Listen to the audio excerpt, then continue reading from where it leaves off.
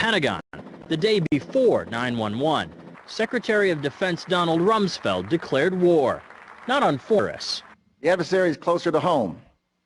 It's the Pentagon bureaucracy. He said money wasted by the military poses a serious threat. In fact, it could be said that it's a matter of life and death. Rumsfeld promised change, but the next day, the world changed. And in the rush to fund the war on terrorism, the war on waste seems to have been forgotten. My '03 budget calls for more than $48 billion in new defense spending. More money for the Pentagon when its own auditors admit the military cannot account for 25% of what it already spends. According to some estimates, we cannot track $2.3 trillion in transactions. $2.3 trillion with a T. That's $8,000 for every man, woman, and child in America.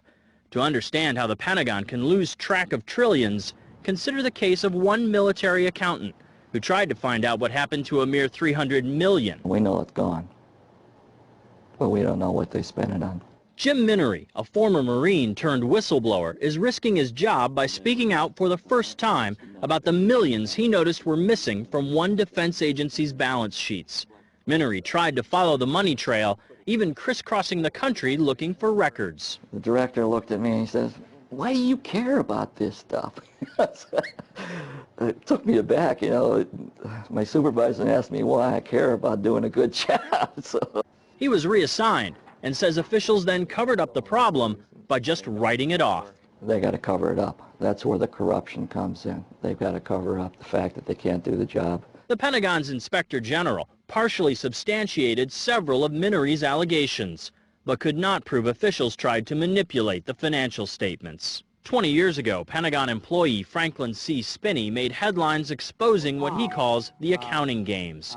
He's still there, and although he does not speak for the Pentagon, he believes the problem has gotten worse. Those numbers are pie in the sky. The books are cooked routinely year after year after year. Retired Vice Admiral Jack Shanahan commanded the Navy's Second Fleet the first time Donald Rumsfeld served as Defense Secretary. With good financial oversight, we could find $48 billion in loose change in that building without having to hit the taxpayers. In the 2.5 minutes since this report began, the Pentagon has spent nearly $2 million, and it may never know where 25% of those tax dollars went. In Los Angeles, I'm Vince Gonzalez for Eye on America.